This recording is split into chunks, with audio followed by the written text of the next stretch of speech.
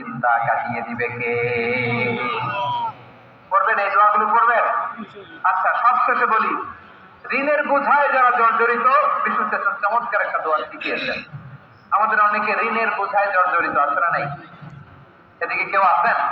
থাকলে হাত তোলার দরকার নেই, থাকলে এই দোয়াটা পড়বেন। এক সাহাবীর নাম আবু উমামা, নামাজের ওয়াক্ত ছাড়া উনি মসজিদে যেয়ে বসে আছেন। বিষ্ণু বললেন, কিরে আবু উমামা, নামাজের তো ওয়াক্ত হয় নাই, মসজিদে কি?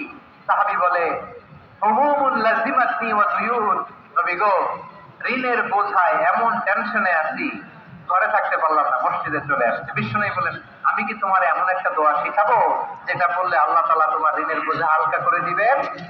আবু উমামা বললেন, ইয়া রাসূলুল্লাহ, অবশ্যই শিখাবেন। বিষ্ণু বললেন, তাহলে তুমি পড়বা, আল্লাহুম্মা ইন্নী আউযু বিকা মিনাল হাম্মি ওয়াল হাযান ওয়া আউযু বিকা মিনাল জুবনি ওয়াল বুখল ওয়া আউযু বিকা মিন গালাবাতিদ দাইনি ওয়া কাহরির রিজাল।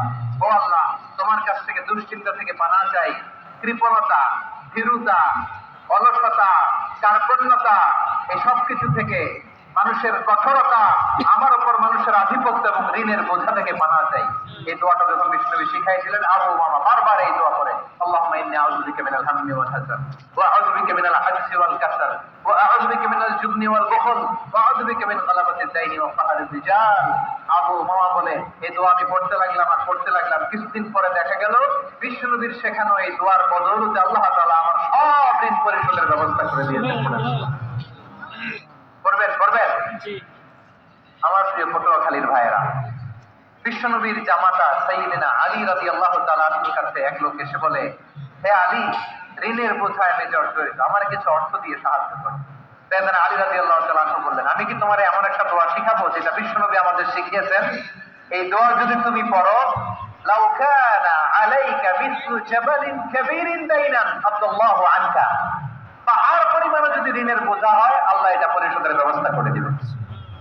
ছোট্ট একটা দোয়া বিশ্বনবী শিখালেন, বললেন, তুমি পড়বা, আল্লাহুম্মা কফিনি বিহালালিকা আন হারামিকা ওয়া আগনিনি বিফাদলিকা আম্মান সিওয়াক। বুঝতে আছে? হ্যাঁ, আছে।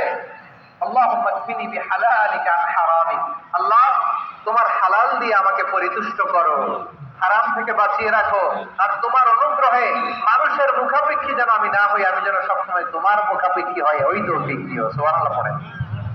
এই দোয়া বেশি বেশি পড়লে ঋণের বোঝা হালকা করে দিবে কে?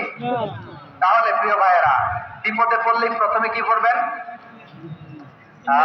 পটুয়াখালী ভুইলা গেছে, বিপদে পড়লেই প্রথমে